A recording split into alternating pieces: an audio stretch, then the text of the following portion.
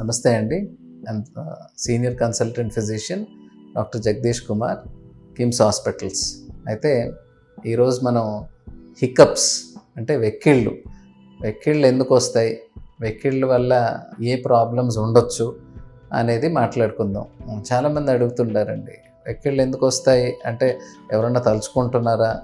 ఇది రెగ్యులర్గా సమాజంలో ఆర్ సొసైటీలో మనకి వ్యవహారికంగా అనుకుంటారు, కానీ సైంటిఫిక్ రీజన్స్ వెక్కిళ్ళకి వేరే అండి.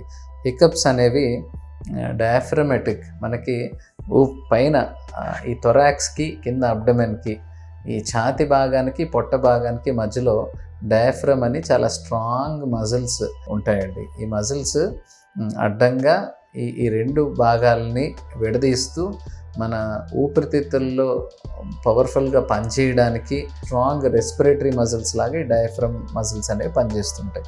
అయితే ఎప్పుడన్నా ఈ డయాఫ్రమ్ మజిల్స్ ఇరిటేట్ అయినప్పుడు మనకి వెక్కిళ్ళు రావడం జరుగుతుంది. దీనికి చాలా కారణాలు ఉంటాయి.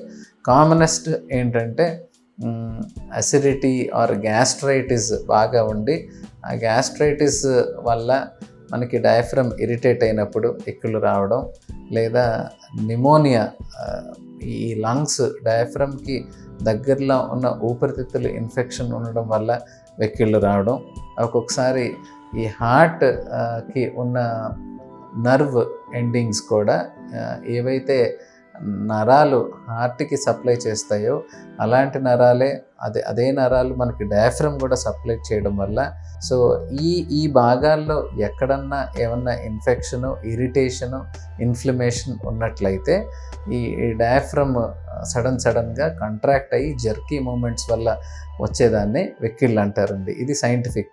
ఇవి కాకుండా ఎలక్ట్రోలైట్స్ కామన్గా జరిగే ఇంకో కారణం ఏంటంటే ఎలక్ట్రోలైట్ అబ్నార్మాలిటీస్. మన రక్తంలోని లవణాలు, పొటాషియం కానీ సోడియం కానీ అబ్నార్మల్ లెవెల్స్లో ఉన్నట్లయితే మనకి వెక్కిళ్ళు రావడం జరుగుతుంది.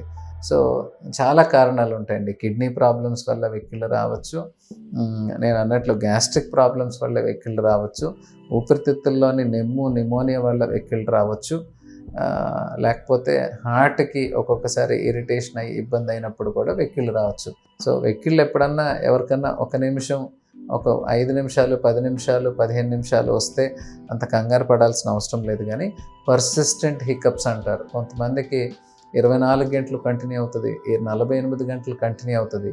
సో ఇలాంటి డ్యూరేషన్ అంటే ప్రొలాంగ్డ్ అండ్ పర్సిస్టెంట్ హికప్స్ ఉన్నవాళ్ళు కంపల్సరీ ఒక డాక్టర్ని చూసినట్లయితే వాళ్ళు దానికి తగ్గ కారణం మనం ఎతుక్కొని దానికి రెస్పెక్టివ్ కారణాన్ని ట్రీట్ చేసినట్లయితేనే వెక్కిళ్ళు తగ్గడం జరుగుతుంది.